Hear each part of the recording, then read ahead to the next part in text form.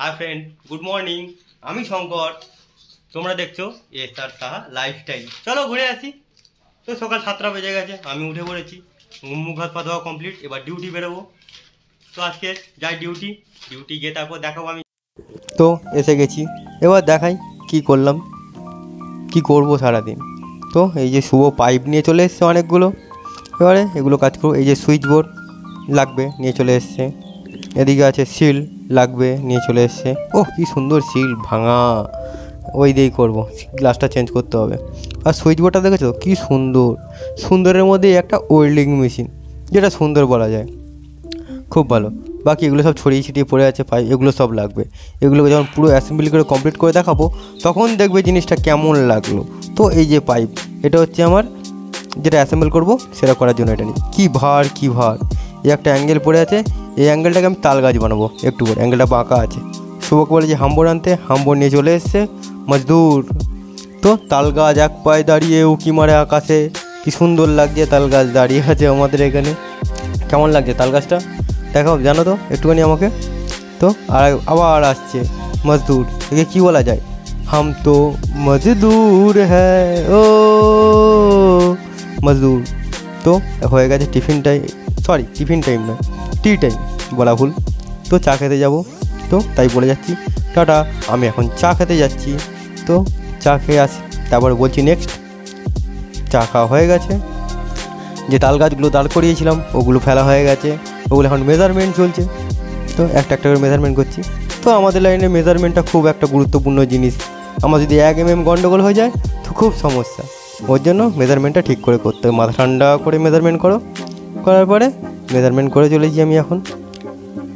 দেখো একটু আধটু ভুল হলেই গেল, ওর জন্য খুব ভেবে চিনতে ঠান্ডা মাথায় আস্তে আস্তে মেজারমেন্ট করো।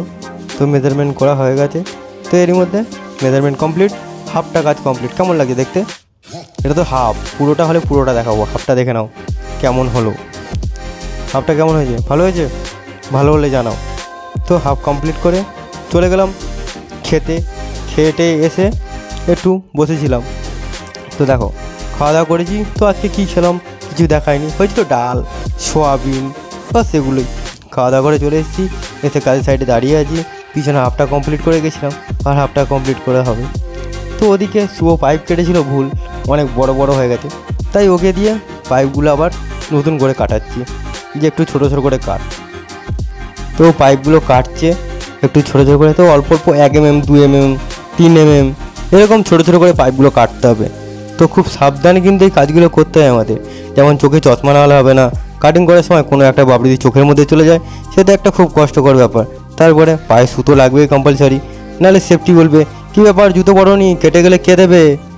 তো তার জন্য জুতো দরকার, এর জন্য সেফটি, সবসময় সেফটি ফার্স্ট। কাজের লোহার লাইনে কাজ করতে গেলে সেফটি ফার্স্ট, সেফটি ছাড়া কোনো কাজ হবে না, ওই জন্য সেফটি হিসাবে কাজ চলছে।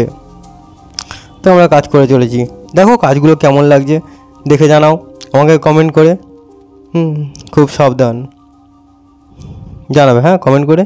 তো সবাই কেমন আছো সেটা জানাও একবার, সেইটা জানার জন্য আমি বসে আছি। আমি তো ভালো আছি, তোমরা জানাও তোমরা কেমন আছো সবাই।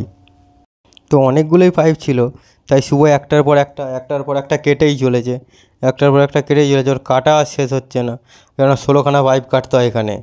ঠিক আছে, 16খানা পাইপ কেটে তারপরে এটা 16খানা পাইপই ও ভুল করেছে। ঠিক আছে, তাই জন্য ওকে বলছি তুই ভুল করেছিস তুই কাটবি, কেউ কাটবে না। ও তাই বলছে ঠিক আছে আমি যখন ভুল করেছি আমিই কাটি, আর কি করব। তো কেটে চলেছে। তো আলটিমেটলি কাজ কমপ্লিট হয়ে গেছে। দেখো টান, সারাদিন ধরে কাজ করে 8 ঘন্টা ডিউটি করে এই জিনিসটা বানিয়েছি, এটাকে বলে ফ্রন্ট স্ট্রাকচার। কেমন লাগছে? এটা রেলের জন্য। অ্যাসেম্বলি কমপ্লিট পুরোটা, দেখে নাও কেমন হয়েছে। তো লাইক সাবস্ক্রাইব শেয়ার করে দেবে প্লিজ।